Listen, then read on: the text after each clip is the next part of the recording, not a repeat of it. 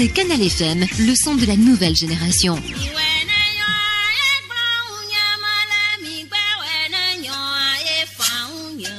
Niwe ninyo Milano se dodo ya jodao brandao yaoda kudo fidao sondo kusugare kakufana gave kudo efan nyamelako milakpe dunya hetowo alternance politique kudo akwanti neko et nous verrons woni nous VVD et tout basique ya muni e famille zikpe allo e promesse zikpe yo Woluko la wedwe la nyoa ni myake ni so talilitantia kengo howe ila devine togo viwa nyoni de kemira we ye myate noju ye ju no nobe gbongbon ye la no miamu 2005 me ale et jole ministre me en 10 heures de temps et trop nous si nous les me fiele constitution me Amérique bon poids aou akwe petit to donago anu champagne aduno akonu ha ono no trombo de vokwa vagon nyabune togole to miabe do na me miabe de kawo wo me bébé du no me tro ane bava ne du ya ne bavo afia magan fo nya singwina vazi pedire Examblibo de kako manye 24 heures lo zineni o tro togo for constitution ha ken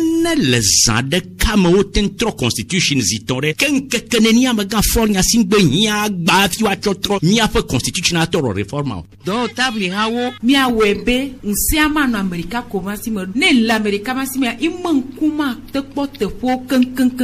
haso se no wado kwesio Togo de ka enye duike mekpowo décentralisation amamamlo we te pene gere doa o mea la kpole ke e doa le fafa ele bibli nsiang le zozo ameko le nan kuido dube nya obezon de denti mi abe gawa konta lo la noenti ken gboyo la debi de katoa mi la nyan kenti la de to yo ni leader yo le junko me ya fonu po ya wonu bona gbodome la kwa ya ke ya mo lo duwa ola de no mena mi kito le mila wedo yebe la nyon do to wona ya le Canal FM de nya se moi Canal FM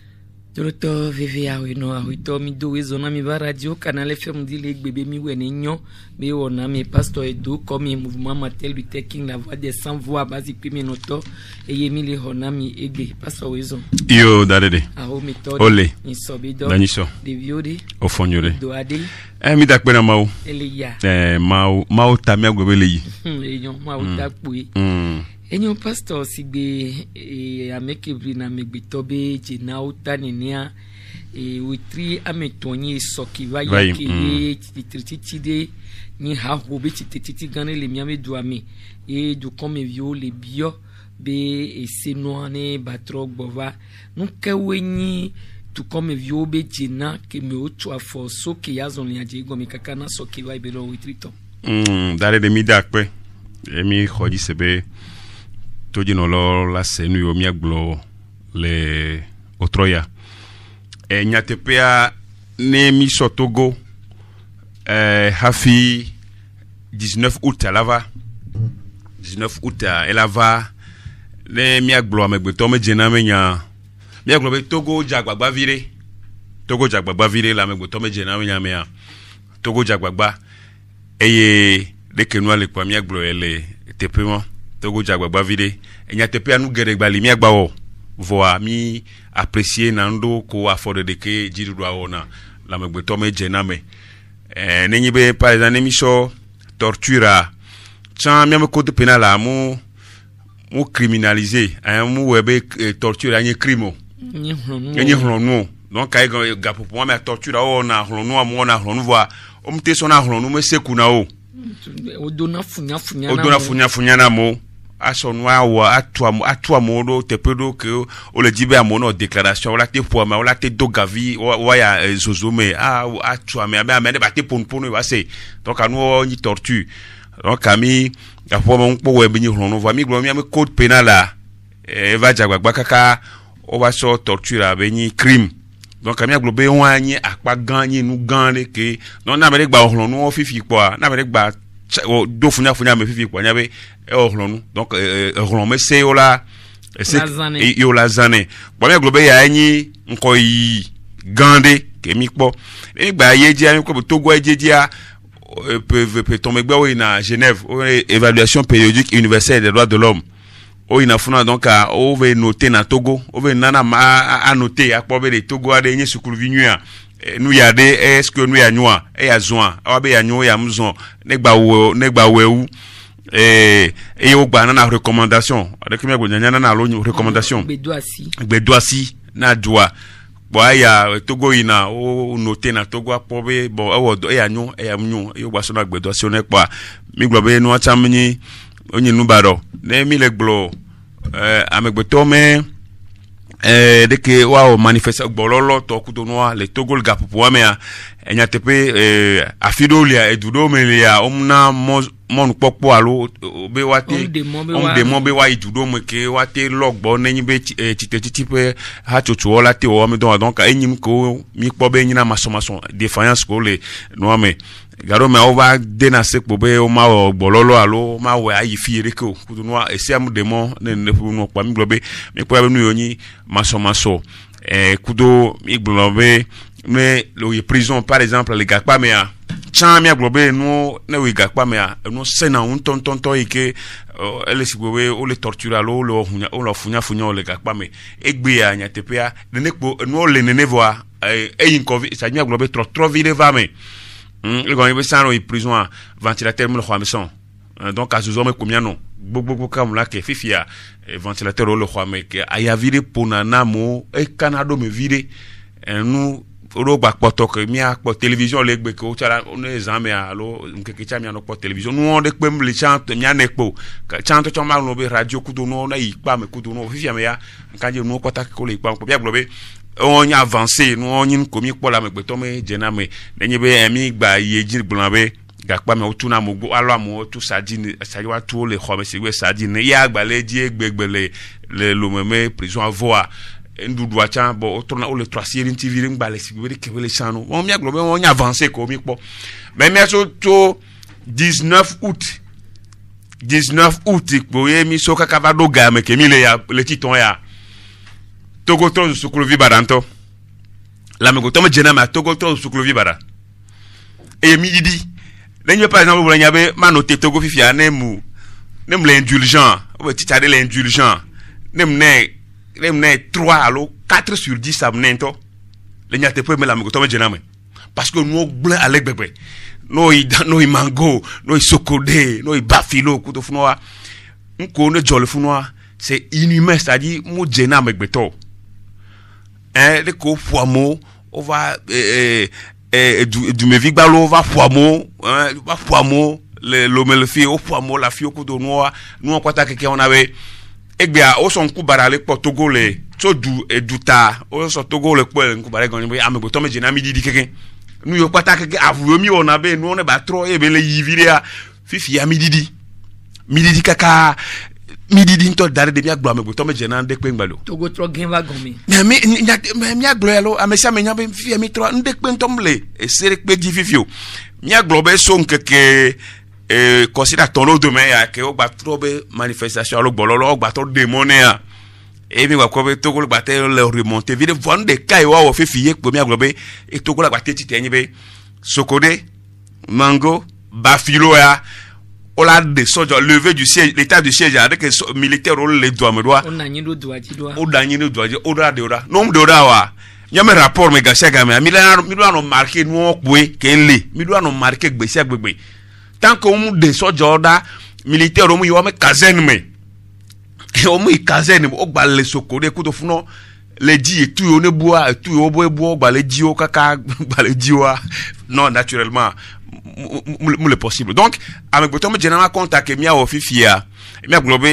considère me tombe me ya no la trouver vero voir fi que la tono nyibe amoko joyi amoko nko gbon la mode ko o tunu kura modo mi po image abiki o la mo nti kuto no kwata nyi no kwata keke mi globe enyem yo ne na mi ne na togo didi sugbonle amego tome généralement donc a lebe didu anegba 3 siro no nti ka basi be de ke mi le gbone a mi le globe mi aso mi le titre américain tu donc amego tome généralement mudo kolo dare de amego tome généralement mudo kolo muni ba amere le unir ma amere l'opposition ma me yinyo amego tome généralement couleur de comme le sia ba mi ado kola ao amego tome généralement le de ko mi amego tome généralement mi mudo kola de comme le ne donc ka parti kamelo ka ha to me kamelo ne glo kamelo par droit de l'homme amego tome généralement pa mi ko be ehia kokokobe ji do ne ba 3 le nonti le nu komi le glono gasia gamea no ba 3 no ba 3 nonti mkanyibe ela domnyo kwatema yi togolani eduquer amigo tome jena ela te ni kudo démocratie ko état de droit ela te va me le do newton en fifi ade kadodo kento le vovobe dunya gbongbon kudo amigo tobe jena be domeo o vovobe nya gbogbo kudo amigo tome jena amigo to a l'émission déclaration universelle des droits de l'homme article 90 où tout homme n'est égaux et droit en droit et en dignité, c'est-à-dire c'est-à-dire à monsieur voilà on les sociaux les génome donc l'émission de quoi KDD de le me ponibe amegoto la vo o do adasi amegoto la vo be la onu kene dru ya nu kene dru avant ni bon ke droit o la le si ame no menuelo c'est en fonction par rapport à l'homme ni bo la we ato si anti o mi ni be par exemple no glo fi nyebe o le logbo po o la logbo kaka aba do ame ma home a logbo ya me ma home be ile liberté ime vovo ko na ya ao e si am demo o ma te logbo ya me de ma home o ma te logbo ya me de aba do ame ma sime aglunu la me anti afo me ko to a munyi e won munyi mu le siem donc bien globé o le lié o ma tête de pela le noviantio ça dit on aime les gros fifi be togo yingbe do me subo le wetriton yo me le amegbeto be jeno ba pa je fio be fofo be dunya gbongbon chan togo ba gen subo le bien bon nyade o po don ti ave don ti mi o po be nto chan mille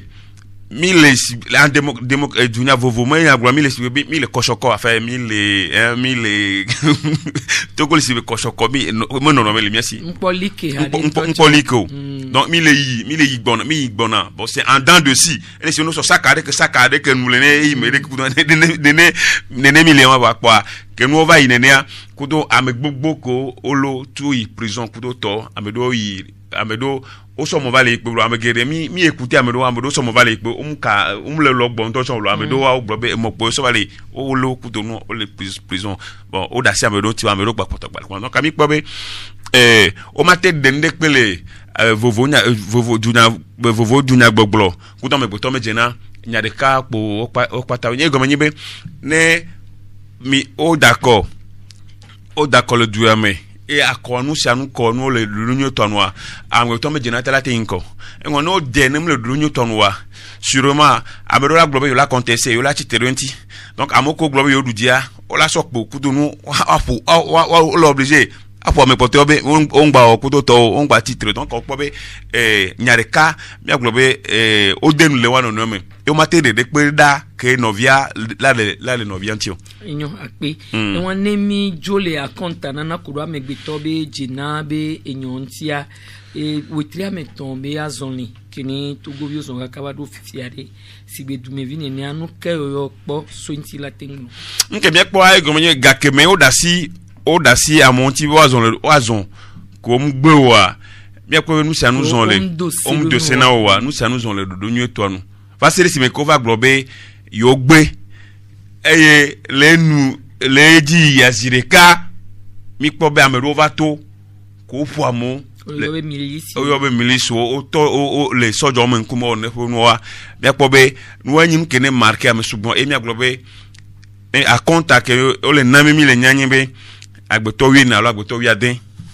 e dépend yo le gbona mi bo nyam ko kul le chito am e sugbon to agbeto wi aden e sugbon to vo mi adon kudibe le dupola pe gakeme vazik bi adiko don ko joa egbuna be nu yokatima gbajoko enti CVGR va ino mi aglobe accord politique global ye he CVGR va kaka va onu kebela o dale de nu de kaine le vemenyi be e gagbogbo e ozan so CVGR men ko kaka o livre blanc ko don ko taka o recommandation ko taka kin gbe mi ko ba to gen npo mi va o purification igba ba zanga une purification kaka kin gbo et à moglo na mi be le purification be nu e huma gba koriko dale de pe mo wa ti no va fi no va gbona mi la pe mo la mo ne globe huma gba koriko le purification ga me pe no va fi no va pour mi be de nya mi gloire de kebele do ma mi on ne va là et mi hia we parce que gbona mi be o gbona mi les télévisions be les TVT mi po be de huma gba koriko dale de po le titre en po vous ne o no amu dijo début août po lo no alo 8 9 mois 7 8 9 10 août on me po lo no une semaine après considère de Kamegbeya et dit comme il est kaka de gamme aure darere fifia CVG bu nya kwatro do a amnyo wa ela baba nya kwatro do CVG boa e de fou nya tepe nke bi le gloire mka be togo vide cher de nya be nke bi le gloire na me ça va tepe nya itala te gloire nke le gloire même le gouvernement to na be to ta va fi cha itala va gloire nko le gloire ya ne na nyi nya tepe to kwa ela gloire nko mi le gloire kwa donc a no de fou nke kunya no gloire nyi be nu yo ojova ivo ke mia kpogbobe ma one ve mianu ma ovo no mia do akpave akpata amoko kwatani dumevio kudo dunya glo kudo amoko le premier ma ovo ne va mia me mia te jagba ne togo du ya chana bate titene bate inko si vous voulez que bele dupoto le inkone ya kpenyi mi kwata mi kanyi beni dupola ke le premier nye kwe didi enye jiru do apwe didi enye acteur politique opposition enye dumevio apwe didi kwa mi khosebe ne didi mon kwata le mi kwata mi sia nkenti mi mate asolo a lola no dunami ni mi ate one dunane bate inko enyi mi ame didi nyoto enyo akpe ningi be enu mule des onwe de les Africa be duo me wa enu wo be dume video o le sijo be yo ai jinyona le yovo be dume ba mi agbon be ni ba me wa jejia gbogbo to ko muso edobe ho male do nti wa o to na fomo to na kamalu kaka ve konando libi e okuno to apoji le funu wa mi ba le si amesi sasa be dodo de le libi ba nyigbandi le kebele do le mi agbon ami aglo mi da ho mare to zande ya e kemima e kure ne pe nuanti nyatepe ya nde kai ne le 20 migba ele nyibe alors amoko le glo fi jan be o to na mo badabada eni migration irrégulière, c'est-à-dire nous on le donyo tonwa nous on le senwa muni be do mu isukulu re muni be do mu pladore o isukulu diplômé amo kwa gman la c'est dit gman le grand o le wa domé amo plado oni technicien o le wa domé engbele yi donc amo muni be ame nous odo no onyo c'est-à-dire amo ko mu isukulu ku to amo ko mu plado onyo me enyi onyo o kwata kekan do le wa si o isukulu engbe nkejo ogbonya introduction ko wa o de no amenyure be Africa fe du popolo du manyo popolo ina be amo le jo Afrique subsaharienne o le jo dibe wa yovode comme o le jo mdo avion mble bio mdo avion wa mo ke wala to bateau die bateau la so apodi bateau la so fi anu ya fi ko la to fi ke sokudo fi ke wate so kabayi akere yovode o enyibe wato kamino glo wato libi bon nous bejo libia le funa kwa auto méditerranée kwa ozonzan kwa vo en peu duza ku do no kwa sisi lili kwa odo Italie ku do no kwa ozo kwa oyi odo yovo devo e kwenyi mi aglobe jeune so recha so ko me susu kwenyi be yayi yovo de fi ko ba kwa Eldorado sa ya kwa nunue jogbenue le e kwenyi susu tamina me siame donc no zo le ya o pa me gere ko le ku amako kunati bateau kuna tito apoame amoko vraiment no ko la on blanui no na chiffre et puis ame neve unu no na chiffre be ame one kuti apomea ele faramino c'est-à-dire lana no talato dudu jireka o la automatisme gagné be ewo veve se beni Africa me du polare nyaka o le blo nyake o le fifi o ina o sujet on ma aborder ne chaque grand pour o gbona ndo poko la gbogbo e po le gble fa go menyebe munyi ga aloke sino le miawe duomo e le miawe duomo va de que o le plodoaro de que o le jero no e yibe nkene ni ane e ne jole ime ame e ne gwa de fu enyibe fifi o so ame yibo alo amoko so Afrique suede o so le sa enyim ke enyile miaji fifi o so le sa le Libye amo le play donc il y a le sodo meke o le ke no anto le yido point le ke no le ye le gonyibe bon amedo odo ebezo ajono o la play ameo le na mo yibe yo atofunu yo ajuwa yo le no betuna no lo vetu kwa bon être sur commerce on va donner sur wanti ya mode na sia kaka ne gaji na me ne nu toi elle si bode ko le sakpon de ko le sa nu po nge po ate sakpo e ko le sa ale ko webli ma me kumya togbe over ya mi donku eji pe mi donku no je de kala donku mi togbe o de ko o lodo de ko plo yi America de ko plo yi Brésil de ko plo yi no do yenyinu ke mi le po fifi be o so amegbeto le sa ya na me appelé wale ke be jure do e be lazan mais no plenoir de mo sous propriété walo nene de ko be lazin do o lazin amede ko magbon ni parce que o to fe na no avon de ko be lazin do amede ko mi la bagbo no be no de va CML ni be et ya no so déclaration universelle des droits de l'homme article 4 elle est globée amede ko so gakeme depuis 1948 que accord nous comment on l'appelle déclaration universelle a adopté le Paris en 1948 10 décembre 1948 ya le globe on m'a esclavage Amesi Sasa kudo traite kudo Amesi Sasa on l'interdit formellement le non mais ça non mais que là ouais non on le progo do aketeme mo de mu le be wa gba we gbede tonti donc on m'a gba so amede pe agba tro ba zo cluvio c'est agbe article 4 déclaration universelle egbe. If you say dia o yomo wa kudo toko la Africa de o le sebe ne be no le jole Libya on le sait non là c'est que pour la te glani bo condamné quoi voir mi a fi mi le bio agman ke mi de to zande mi le bio Libya elle boit de Libye dans les Nations Unies ou de Libye dans les Nations Unies mais c'est des ou de dans les Union africaine mais ou de l'organisation internationale quoi ta mais parce que wa be du kloto anya be no le yiji Libya est-ce que du be gbania Libye gbani dori amesi amele play puisque Amérique me fait do noa autorité les Libye dibe ya territoire la kwata sueto faction les hame premier ministre les dirigeants les hame faction les hame donc donc gbani dori depuis que Kadhafi kwe quoi Libyen gbani dube nyori donc ami pobe Africa nous y a do la nya parce que muni gbe no le joamo le gloire amoro le gle ho le gle ho le gle ho fifi va le senwu ke amesha me va pokani be CNN me chaîne eva au reportage à le noanti yo publier no amesha me pobe nous a que les gens les Libye donc mi kwebe nous y a nyim ke commerce yani muni commerce beni wawo voyo lo ko to amegbeto nous kata amoko le plomi le miame du miame Africa do me veveto les Afrique subsaharienne même ko les Africa be odo hope kudo ebe titi na do mia pobe de ko le premier iwo be amon gbado espoir pe le duamo so ko gbado espoir pe le duamo donc obe yola tenter aventure no yokua yokuye o le kuchan ya no yokuye mia pobe eku bo so wa do ki onana panu ya mi pobe enyenu ke mi do la mobilisation gande be do la ni c'est vrai que toi les porteurs maintenant mi recevez mi aussi doit se mobiliser va muni be nko le globe ole o so mo lo cluvio le sa et me forme quoi ta le mi am do me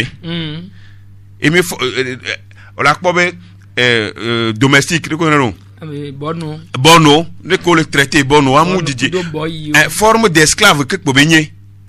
Vovo toto gande leme. Vovo toto va voir c'est des formes, ça veut dire que pour toi le dit do e be va be ya ba. Voilà que le traitement ko. Non traité nyo la joe. Traitement ko lo na. Alors que funwa ya oplo tout fin. Et zomblo la be ya joe. Mi mbo va traitement ko lo traitement ko ta la ponya be. Ni ma so kudo bono. Avonya nous que le glun la megbetonti, mi glo le glun la megbeton traitement inhumain, ça dit sous forme traitement inhumain. Et yo vo dia mo na home be do e. On a bon do c'est kudo dodo plo ni ne c'est au respecter c'est wa mi ma gboyan reko você comme le respecter wa de ko la le to gwa no ya mere gbo bi ave odo ami am zonyo ro majo ya home olajo ona ka me yan to enwa to boni esclavage nya pa so pa si enu miti de OK. Avec la nouvelle chaîne Nollywood TV Epic des bouquets Canal+, replongez au cœur des traditions africaines. Découvrez des histoires royales mêlant intrigues, légendes et coutumes. Partez pour un voyage à travers le temps et découvrez un univers ancré dans l'héritage africain. 2 fois plus de Nollywood s'installe chez vous. Avec Nollywood TV Epic, profitez du meilleur des programmes africains traditionnels et retrouvez vos séries et films inédits sur Nollywood TV. Abonnez-vous vite à la formule Évasion. Voir tarifs et conditions dans votre boutique Canal+. De gamme de Canal Boutique lance déjà ses soldes. Votre boutique casse les prix sur les costumes de marque Rubens. Du 1er octobre au 30 décembre, repartez de notre boutique avec un costume Rubens à 100 000 francs CFA. À vos marques, partez. Canal Boutique ouvre les lundis de 14h à 20h et de mardi à samedi de 9h à 20h. Canal Boutique, boulevard du 13 janvier, face ancien 107. Infoline 90 77 97 07 Lomé. 93.5 Canal FM. Mile miwe ninyo be ona egbito ami gbakudo Pasteur Edo Komi qui est le mouvement Martin Luther King, la voix des sans-voix, les Togoa. Et nous, pasteur, mi la potono, a messi sa sabe ono bak padia fifiade a fokebeje. Be si be dume vio ne kudo e dube ploto l'Afrique ne ola temu di ne watengu ne be no nome kele jole libio. Non, de kakwe nibe. C'est vrai, Togo tola te ilibilo, Afrique tola te ilibi. Mais voilà, il est les migrations régulières. Voilà, il est de l'Union tournoi. Tu crois de quoi? Ato sebe moji. Oh, homa ki ne dore le o sebe dore le Libye o jabe awa. La wato monyo to adi a homa la songbe no ya. Ola nyabe o jabe awa doye. O le se comme e wanyi nyu to awu, e wami mategbo. Mais fifi anu ene le joni be ele be Africa meji dudua. Rola jagwagwa. E doro la no Africa. O comme ne do le Africa. America le odo. Amérique pour me dire gagner violent Amérique le doc pour 50 000 francs par mois d'arrêt de essuné le Togo on me le dit gagner à quoi be agbe to smiganti vire pour agbe dan vire smigadi pour Amérique pour jano onori smiganto cha mo le dogbe la be ba su aussi après Amérique to le gomme Amérique to le gomme Amérique to le gomme na smiga Amérique to le gomme na smiga donc politique dit doit le woni politique de là non équitable ça dit question nous que les doigts mais maman moule sono et tina pas de cas donc à pas que pour les pro amoa il faut na pour nous tina ben moni be mi le gbonene no po Africa me duo dugeria le ne bele l'Afrique me duo gedeo mais c'est que mi le po le togo ne po bele l'Afrique me du gedeo mais donc nyambe on la 3 si dire neni o CVV nya on dit c'est que o CVV ne nous ya nemi po le CVV mais Amérique président Amérique va nyem di be de bani enu pelani ezo allo de konero ebekpo ngba be nyi bekpo mejo a etina kaba ne gbodo pa eti jirika nko lo ya ngba nyi bekpo mejo ne nyi nu ne ba ve nya tepe ni antoa de que nous jonaro le nya tepe be nya o ma teto te kaka be décembre mo ba au sommet de l'Union africaine ya o yona sommet extraordinaire ça dit enyi nu la yo sommet extraordinaire de ko la yo que mi le bonya jirika o la yo be 3 jours que comme toi yo da au sommet ya sur la situation particulière be nke les gens les Libya wa interpeller dirigeant ko kwata que les Libya dirigeant ko kwata que les Libya o la yo efficace particulièrement les zones o la yo ava et wadi auteur commanditaire amoko parce que amoro démarcher na makudo amoko ko concerné o la lo et o la drop on nous yelanyin que mi akpole Union africaine abelate wa on va o le gbona mi be kaka décembre donc kaka décembre aya gere la po aya la po aba ivo o la ba isome wa ta flache mi ngba ba nya nko la ba glo tutu ba nyin kene enyin kele de fou vraiment de fou enyi ehonu e woni o akobe be gapopo ya 21e siècle là esclavage a abolia 3 siècles sous 300 ans va y nous avoir Abraham Lincoln coup de nous capo moi mais nous a dit ouais faut pas nous ba do j'ai des cas le non me dem que mi le quoi enyi ba megboto le sa megboto jirurwa société civile allo mi am ko société civile mi o la ron sugbon mi o la pousser jirurwa Afrique me jirurwa ben wa te ti mi ate do collectif l'Afrique noire que il a te ronyawa a drobela nyinu que mi a ce parce que noir edidi amegboto edidi amegboto poto edidi ma poto parce que aba no samea nyim kanji be enyi nu nwero ndakpe enyo mi jo le funu mi agbon be le mi abe do amea enu ko wona kuna soju me bana o va le po ebe payo o va le chake edowa o la gble kaka agbeto la gbadoji la do digone la saba agbeto nizan non mi won le yeji yin so de a o gbale amedo mi mouvement Martin Luther King de nyade to ko ne be no anti no kemi glon mi glon yin be gapo me ko la mo ko nto le yo ne trona nu ne périmé vo trone o de na o trona enwa awo nu abu comment l'appelle-t-on akpabune adole azane kuto no me sha me penya be no onyi nyatepe amodogu amokpo esugmo le no tepe enu ye onyi amoyo le pleku na doa o le pleku na du mevio donc veve to yi ne gbale jo fefe fifi yele nyibe asiame asikeme mi le fifi asiame gban kuto nu payo dede de pe nu to nduduji va nu ne veve to na mi wa nyi ndudu alo nyo dare lo nya parce que ele podome na me so pa yo va bon cha la dio ba yalo ne to kusu jeji kudo nu ane gble o le se ko no to fa pa yo bon to karan poli o me ko ba gbo be to fa pa va nu ne le veve le nyi be enu yo mi le du so le podome a mon lu yo mi le du macaroni yo mi le du spaghetti kudo nu hame yo mi le du timati kudo nu kwata bi le do akpono yo mi le do enu kwata trozo asiame gble kudo nu pa yo dede amo 3 nonti pure water yo mile noa yam gbagbro pure water e wo pon le ahome ele palo me ele si le pa le gazé me si o bo la fiche afi me se me le wo pure water amudu agrément mi bio severe mi bio ministère du commerce bede on nami ameyo ne do agrément société on do agrément le wo pure water on nami pore on nami liste pore mi anya bede donc mi veut considérer les moji pas domea bien que yo amem le liste adio le fika mi so on nami po donc ay ko ni be amoko to le funa do hi o do société wa nyemnyo wa do société wa permettre na mo o le dunu le gomea mi bio bo ne nami ajoyo o deje sibe o lo o me si anwa o mu nami kaka do gamore pa esi akpo mi le no e o nami nyabe parti kudo no hame etiare etie parce que siro la no ya nyama glablo o la tura ko di sirika o la no o la tura ko di sirika donc nu yo kwata egble nu ogble la siame hame akpono boulangerie avec un grado boulangerie da de o la no agré boulangerie o la do carte d'opérateur économique kudo no adodo mais akpono gbe a amolo me akpono amesema le akpono le ma home amemdo daride amemdo nepo akpono do la du akpono la do abi numeno akpono do la du ya amobe do akpono do abi de numena yo o daride o le nto akpono to eta gba amogba le wo nto atike ko so le do ama me ade formo amoso no ham na mane ba ho akpono ne ba te dare do le po vonu yo kwata ne mi le gba mo nyi be amokolo we angbaglo npo be mi le de nda yo no ehin amegbo to me adom e nu le yi oni mi amokolo le do ame ma o te na me nu mi te poran po na mo wa ne mi le gbo nu ko mi le po nu ka mo le yo mi le gbo na mi na ne mi le gbo wa mi o na mo kwa sa comme si wa mo bua ti ne nwa o le yi eji le mi abe do ame me ke mi la sofo bubu no nyi kplo le fi amede mati so fobu na mi nyamba le bo tonye ke ma o nyame ahoma na jirudu a aglo mi constater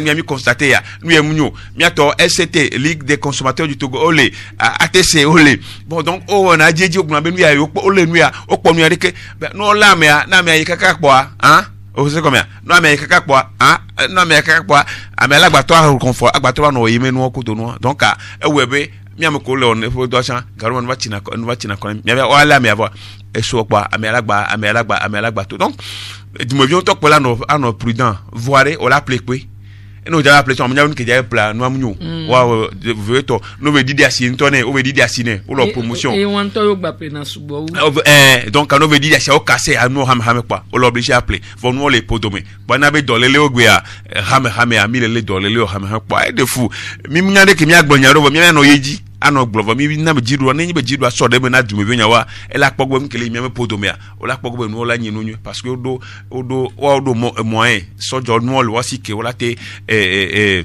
o la te lo wasike o la te alamo ko la tele e fi ko to ko la no lo nge to na mo wa e to onyabe duya e to ma hama pe na do le reke impunité amele la onwa o mi magun ne kwene amele la onwa magun ne kwene amele la magun ne kwene donc anele ne amese la no we o le kwa amese mi lanu donc ay webe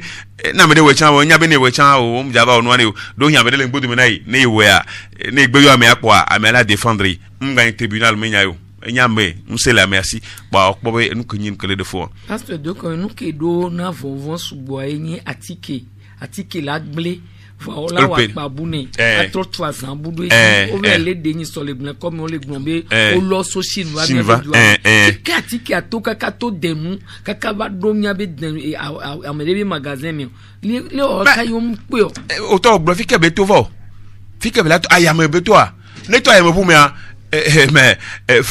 frontière noire aérienne les au fik fina funa bla to ba nenya nyigma nenya port beto noire frontière marine les donc non kwata ke de ke mi awro da donc amol dasi amol dasi no le do douame hame yo le gben le mianti atike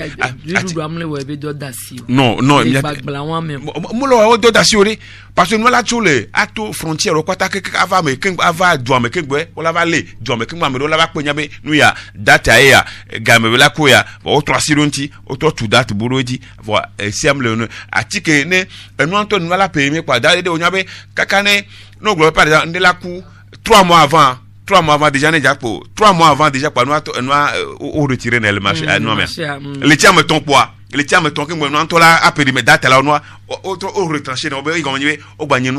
que vitamine nous cola non mais élément cola no dirina jona voyez même kaka gamé là sous date de péremption to la va agba yedi agba 20 que on a payé yo PV péton bon non vraiment il y a vraiment les akpaya mi aglobe diruba nyatepea diruba mu jagbagba mu 3 siro mia mu seveve na mi na dumevio sugbon na be no kwata le do no pa no globe o dana peta anu ko dana fike beto na va no ne game yalo fike beto na va no ne va do décembre me va kin bola communiquer avec bon ben ngba va alors que on gbadel bandi no do do me ka ho o le savo donc nous koni ga amo le po bénéfice intérêt le me quoi amo le o le to fo le no me sugon ndakpe enyo so ni so agbe o yoyo na du comme vieux be wa gbe togo sel gbakudo move be no zanzando no kentia o le fin du comme yo le tafu du kon yo wa be no ton le hoti wu no enyaka be nyi ko entina enyaka be nya mi aglobe considère que va y mi aglobe to fila gbe que va ya mi va do desibe nya te pe ale du me viole cvv parce que mo yona mi vana mi va kwa mi be le crédit ya yo forfait ya zande quoi et no acha vovo yo forfait une semaine 500 mégas kakawe 2 jours quoi evo 2 jours quoi evo on va se considérer d'accord bah moi VVCC parce que vous les gens gagner a monsieur me dit bien communiquer a monsieur dit ya ponpo monsieur me dit bien WhatsApp a monsieur dit ya no informé donc mi va pas bon allo mi atowale comment on va te couper connect on va te couper internet wa yo le dit bon wa privé mine nyete mi sous wa privé mine no play quoi zane kwa nevo no ne le vono jijia o la didie peuple o la didie kwa ma te no WhatsApp ma te no ne bejo va no va point wa mu nyin kenyo kwa mi ngwa gbale na société Togo sel kudo move mais ko move ya homi mi échanger kudo o gbona mi be de que no ale en tout cas société wa ni ma di mi le wonu na we voir o gbona mi de que no ale o de nous menami o be fille mi que mi a frappé o fi o gbona mi fi que mi a frappé et ni autorité de réglementation ARTP bo we nous pas ta que yo lo wa we na et puis le khotia o reconnaître ça be le khoti le Togo le sous région quand Togo ni du que mais communication konatino alors que ajoyo wa o gbale dubu mi si move ya gbale dubu me von ka mu le hoti le du côté mo Togo abele nyaka wa glo donc o pora be donc ami to ngoma na RTP be mi Togo kudo RTP mi ko nkenti par exemple no la message le ma message so Togo c'est so move 50 francs e hoti le darede 50 francs e hoti toi le ma transfert de crédit sur portable mi so na wa fi vient 10%. Ça dit 10%. Tout bien vélo bien bien kadi. Mais des fois donnez-moi 1000 francs. 500 et ben quoi un bio ne 1000 francs à 100 francs. Transfert nous on a gratuit messagerie coup de nous afio gbe eni nous que elle est fata. Parce que mini partenaire par exemple d'arrêter ma globe depuis 98 et me les en téléphone 98 que be va zireka et me les en téléphone cadre de gamme oh peneneo pebla donc muni partenaire mini na donc cadre gamme gago ko no muni gavi be o ba continuer le lui na mo donc mi pobe ele be du me violo la tite muni be mi ore kamenya ya gore nke ko me 3 jours pata nyani mu le connecté o il me le connecté et mi donner du mais on va nous connecter o va et de funamo et de funamo on va appeler crédit et de funamo voir sacrifice mais là parce que le vemia mais là des filles qui mi là des no et mi là des no quoi mi continuer mi lever conscience na du mevio parce que communication est cher et toko tonton nya djiblo tonton nya be e khoti fait fi a 3e téléphonie mobile que la vade amede oui amede e chale fi kabelo mi discuter ko do amene ko la ministre ne ko non e gulami be 2016 un ami 2015 be komi 2016 mi a ko 3e opérateur économique on va de gbe François Nyamanti le don no to be to porobe bobo meji do amesi amo pasi pe bia ye ko mi le po mo kana donc abia global communication amole CVV na amole CVV égalé yino diakpa e ko no to le bunamo connexion à le bunamo et crédit à le bunamo amole CVV ne mi no ne nyento mi bonus e be yitoni crédit nyele même délai de validité mi o délai ne mbo sen vo kwa mi a coupé mi be yo na noa kwa mi la gba do azan bo don ti be do la zen ke ngbega mi la obe le dibe ne o ne ya yo le dibe amesi amone ba amone wa communication nti o ne no be amone wa communication puis amone la communication dibo no communication donc on l'a coupé non dans la médaille crédit de quoi le crédit ko be délai de validité crédit qui est prêt va mais en le crédit o be délai de validité avec quoi on l'a coupé le crédit a collé on les pli la signer fia o do la zen ken bo we ngezan la do ne jenke ke tombe on zan pe le on ti vo épatation na be fo fe egbe mu te egbe to be o pa do la egbe po be la zen abo donc ne mu te zen vo quoi mo ba zen so mi po be et de fou donc a me vieux mi a continuer en de me vieux à non réveil conscience non be parce que communication hani mi kwata donc na action do le ke mi agba wa mi na de me vieux la nya fifi a movuteur mi eni a to set homme na mi homme na mi don tire pour movuteur o xomi o den ki o ate de gom na mi o de gom na mi e mi xosebe nene bele nenyi be o na mi nyabe nu ya de kele joa société mi lo la xwa mo a écouter mo bon to ko sela mo mai na mi be mo pebe ehion va gambeli ne ba hien pom kanji be gambeli no va hien effectivement no va hien mi quoi ola nyabe amero lo odore kure du me yo fe nyonanti ndakbe mi nyabe ahidada ele pogomi le nyabe eduame dodo gbogodo le ni togo bato le ba hidada me voir amogba kotole ni chomero fifia nke gbo besobe Africa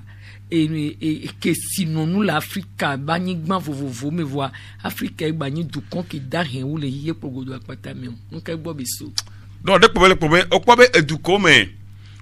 no to eduko me alo mi agro localité afiro ko que sinon nous le a to me nous le a ola ko sebe mi cho ko si we job over malédiction be nyina woni l'Afrique ma do kwata keke o so vogan kudo to fi que phosphate kudo nole o so bassa kudo fi nole no Nigeria delta du Niger kudo no kwata que clésin kudo nole no il RDC Congo fi eduke me fi que si no le a gban amo arrêter dans me kwa mo kwato na nkume ko kwade ko mi no ne tepe o ma do tepe anya be que si no le no mo gban ewa va me ne be do la nyore que si no be nyino donc do la nyi bénédiction ya ira be do la nyino we donc l'Afrique même que si non pas amede que si non le mien si voit mi munyani ke to me no mi munyani ke mi munyani ke kuoro machine ke ku amoko la expertise ko no kwa yo vo de ve na yo vo va ole aide wona mi bo ole aide le pré ko do no na mia na yo vo de no so ama avion va no jajua onya ba avion de kokola ye no Congo ko do no so avion va be o jaba maintien de la paix o jaba no onya no jajua nyari ko no mo dona ke no avion dona no ke botone okuna to menu ko na avion me kan gbejo ne amene bele we donc mille que mi a consommateur pour mi yibe de que mi a dunu de que mi a consommer no ipe fo mi on to mi mate ajago a 3 sire ko do moncho de ko mi va igbe ya du que mi le gbe ya mi le noir de période ga que mi le alebe mi a produit nous que mi a jagbagba que mi a 3 sire mi chere que Chine le no gbe ya de que Dubai ko do no le no gbe ya mais o le jagbagba fi ko le ro fi ya o le do fi état de maturité que le que Amérique ma batte dit tende pe na o le quoi donc Africa arrêta pour nous comme mi là mi on to mi s'en prendre mi on to mi batte no globe colonisation be France onde be nu ya onde pe aure mi on to na no le no ne mi so de le mea e mi jagbagba ji be mi am edua mi fermer mi arokui par exemple no so Rwanda par exemple Rwanda e do video yo gbe no Rwanda amesi am kafuna Rwanda be Rwanda le yinko e gan be o so do wa do ki ojibe yo développer yo metu dem le nene wa de kumia no yo vo kumia no nyasi na gasa wa be kesino no wa o le kankane du me vieux ton le pole le doulemi Rwanda oui c'est vrai Rwanda nous ça nous ifuna la konya be edwanto de ko bati dwaro do Kigali de ko trosiro dwantiro de ke dwamelero ko do ke dumevio c'est vrai be funa dictature mi aglobe ntase sepe du kokwe le funa e kwenyi nu kenyi nu kemi kpobe e munyole funa ba développement no be ngoya no Rwanda no le cité de l'Afrique o do la yo Rwanda parce que comme ubronya vivide enyimbe eduke o me eto me no le yo le ku ye be la pero dua o be nko yintia etu won gbo de na he no kegbo be so na be ne edu klopia na be du won de na he ye nu ke odo la to me nu ke do la defina o ne wa be nu to me ne kpo nko yi bo wa mu de na fina na wo fike gayi no bo fike gayi na mi aglobe bon fike gala yi penyi we amoko le klomia o si me po galati et do hi amoko le nu to me par exemple no so vogan et depuis un certain moment SNP talo mais une société ne pona de phosphate noir au sona garevana le PCAP au sona garevana ni na million amoko le a gérer de ko gérer na ro eni tuka no ni tuka danto le nous tomme funa préfet la gérer maire la gérer président du conseil de préfecture la gérer beni monto nya dre le funa mais radio l'émission o no kaka donc gako le va bon na america so ya mi de ko le pobe amoko le gérer amoko le hoga amesi o to le trop on to le trop o ma khadi o menu le trop mais Vaughan ville d'arrêter no Vaughan ville bia nyam no 88 91 im no Vaughan so lycée les Vaughan 88 91 im le lycée Vaughan d'arrêter Vaughan me d'ici 88 89 90 91 a enyo Vaughan ne legbe il faut doanto do gma mais do club do copé ezochan no le katako to ke ndekpem do me patani do club ni yodo sadi ni ruine Vaughan ville ruine beni commune ruine si ça sera de do afio de kakole Vaughan pa mo ina ekponi Vaughan masia asia nyankui o ya comme on va trasura agbadon ti taxe de kebe le samle ne se fait va trasura au monti pour taxe amenya taba nyemo kata enfin va les diffici ou Vaughan bien sûr enfin justement vendredi so Vaughan c'est vendredi Vaughan enfin les vendredi ba les samedi deux fois enfin les diegbe donc donc mauvaise volonté kudo égoïsme kudo corruption nous on kwata keka nous on nyinu kele gbenu le gbenu o webe du comme question nous là nous tomons nous là malheureusement job va me coller et parce les egbebe nkeke amene be du kon ola toli ahidada me wa pon ko yi ne amegbeto be jina batem sudu comme evidence de afford de kjb wa wole dume afford de ko anyi be gbairo anyi bonne gouvernance de ko la prodoro be la nyo ekwe e ga ela igatepe dume ga moni propriété privée benye c'est-à-dire moni amerique compte benyo donc dépense ko wa budget no budget dépense ko nya be dépense ya nu ya rekebela yina ya e ya rekebela yina ya yo akpogobe dumevio o le dédié non mais o me santé o le second parce que rien de que dumevio no dédié non le o me do la messe be nya ogbo kutu parce que no me la messe moi o mate odor ko pauvre que no le nya me la messe nya le tout donc egbe ya elebe agbagba ike jidu amoko le premier nya be yo ni comptable ça dit ne sonner noam vanyowa yo nyame ko la olabio allo la de quoi olabia compta nam le no wa enyibe o ma ba compta na mi mais enu le gasia ga no lo amerique ma ba compta na ore o la tunu ya gbe o ma compta na mi no atunu la fiowa le parlement assemblée nationale nyabe o la tunu ya le fi be mi agba no po tunu po mi mu na compta ne o de po la yo ga na mi be 400 millions 500 millions 500 millions mais qu'est audité compte mais qu'est audité na compte be 500 millions be 600 millions be ni be o tunu el bafilo o tunu el fiere amerique mu nyori donc a me cha ipo cha no ke kwa e cha hoime amoko be la hoime entourage e me promoteur o nya entrepreneur o nyi no tacheron ku do no o mobiliser o po gbo kwa e wa contact po na mi be o radio information pour me passer be no radio o no ya 400 millions c'est fini bane dole nenia mais là de foot et de football nous on est batté do ñu tombe yeme pomile l'Afrique généralement yeme pomile l'Afrique afiro le trop la firo ko mi pobe nko le no tepon donc ami agote mi amji nyowe afore de cavero ko nyi nyoto wa mi gblono poto anem nyowa mi aglobe ma on veut am ko le premier no nyabe yo le plot me viwe be yo le dibe de ba nyona de me viwe akpe to veve awe no awe to mi dakpe na mi be mi no kudomi le egbe mi we nenyo be on pastor ne nyata ponya relation ware ki la ni conclusion nyata ponya ke ma gblo ma gba nyibe nde kale veve ne nyibe e so ke ben ke wa 19 novembre au fond courir toilette comme le journée mondiale de toilette c'est comme gazé ipé ba au globe agboto 2 milliards les rekia me omdo fike gazé ipé lo e veve to apagan to ele apagan to ele Africa mais gazé wa no gazé le moji ano gazé le gbeme le sachome ano kodo moji ku do no adole le gande benyi dole le gande benyi e ye gble nu sugbon le gble na nu sugbon la montier donc ami kwebe ehiambe apesi apemea odolado nka odolado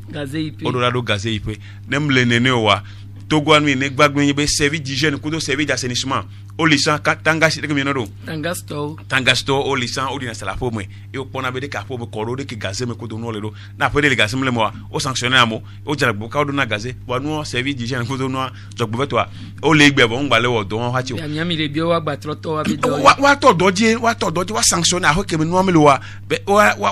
wa na be amodo la jagbo kwa de gazé la kwa me pe ma no gazé le gbeti me ko college kudo no si ko le no egbe anu ke mi le no forage o le no forage ame kuku do no wari no kwata la isiame bia no no si ono no si on kwata ko do no mi ko sebe ehiabe wa jagbo wa trustiro ne pe no tine au moins esprit si nous n'ayons pas l'eau c'est la vie mais si nous nous moulons mettez nos sios et n'y be donner les coups de noir non si combien nous coups de noir et des fonds donc ami bien sûr monsieur me bobe nous tu as fait au tuna gazelo mais donc ma globe togo menya miano amoko khoma odi sa ono gbedo raji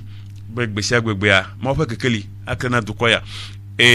nu yo mi pova ya mi le dogbera be mi gba poko dirudua kodo position mo fa gbogbon alo gbogbon koko ne kasiro duplola ti yenye amegbanto amepoto cha mo fa gbogbon ne visiter o bena duya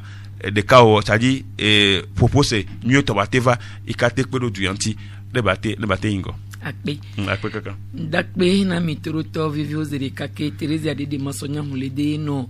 Emouanou, Serge Agbolan, Thomas Datevi, Géraud Dakoucha, Géraud Delana, on a ya milatin trosé les 3 www.canalfm.tg et Islande. Mi wena yo e ba unyamala mi gba wena yo e fa unyamala. Mi wena nyo, milano se dodo ya jodao, brandao, yaoda kudo fidao sondo kusugare ka kufana gave kudo efan nyamelako milakpe dunya hetowo no gbe lazi peji yapo kakakakaka gbeso yapo a tagbo e titone nana mekwe ni so soke muna yin ye mianto mi didi miaru dokoro gomere yeso be musane do miame mi sitewa me mio ya chaque pays chaque peuple mérite son dirigeant. Alternance politique kudo akwanti ne ko et nous verrons woni nous VVD et tout basique pa muni e famille zikpe allo e promesse zikpe o susu ke la no tamenami ya so ire kebe bobowa réconciliation benya e la ni gomedo pe ne mia be susu ha soso ponli ke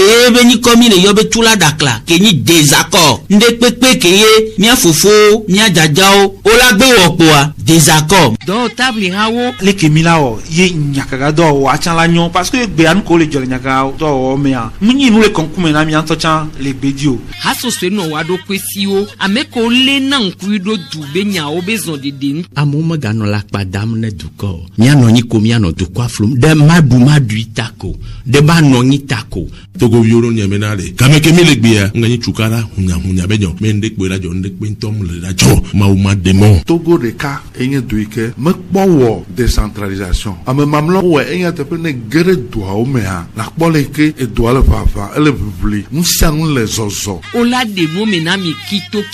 le mila wedo yebe la nyon do to wona ya le Canal FM de nya se moadi mi fiasi na